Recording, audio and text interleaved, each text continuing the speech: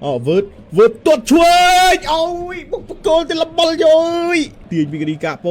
tuột chuối trôi máu ao cả văn đát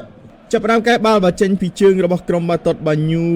ញូសល់ទៀតបើសាន់ឡែនឯកសន្តានពណ៌ក្រហមឆ្នោតសក្នុងផ្ទះបាទគណៈដែលលីវើពូលឯកសន្តានទី3របស់ខ្លួនគឺពណ៌កំភេមតែងខ្លួនបាទឥឡូវបន្តបាទបញ្ជូនលើកចូលចាប់បានពី Alisson Becker អត់តន់លះទេបាទ Alistair vượtសុទ្ធពីចង្អាយអូយ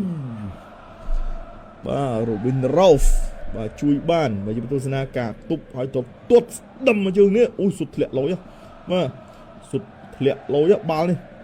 អូបាទអ្នកចាំទីជួយបានបាទវិសរបូតក្របបាល់ទី1មែនvượtទាត់ឆ្វេងអូយបុកបកលទៅលបលយយបាល់តប៉ែអត់ចូលទីវិញ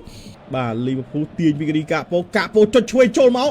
ឱកាសវ៉ាន់ដាច់ចុចឆ្វេងវ៉ាន់ដាច់ទៅលីលវឹងអើយមិនទាត់បាល់អ៊ីគីធីកេហ៊ូកូអ៊ីគីធីកេអើយអញក្រោះឆ្វេងចូលមកមួយក្បាលចូលបាទ1-0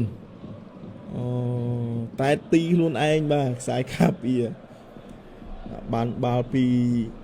បាល់វ៉ាន់ដាច់បាទតែទៅប៉ះក្បាលជាមួយនឹងខ្សែការពារចូលទីផ្លុក1-0នេះទស្សនា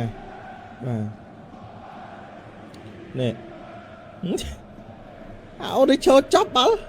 ឯតែចូលទីណាភ្ញាក់អោទៅភ្ញាក់នេះចាំមើលវ៉ាន់ដាច់តែមកផ្លាច់អូនេះចប់ចុងក្រុមឆែបស្អីគេនេះអូបាល់តាបាទ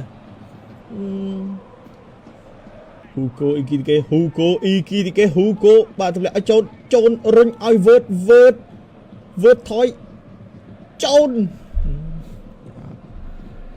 បាទលោកអញ្ញាកដាបាទផ្លុំកញ្ចែបញ្ចប់ការប្រកួតហើយយើងបាទអរសាទរទៅកាន់ក្រុមបាល់ទាត់បាទលីវើពូលទទួលបាន3ពិន្ទុបន្ថែមនៅក្នុងការប្រកួតបាទពួកឲ្យពួកគេហ្នឹងបាទរៀងអត់សូវគិតឆ្ងាយពីតំបន់ top 5 top 4 ដែរតែបច្ចុប្បន្ននៅលេខ6ទេ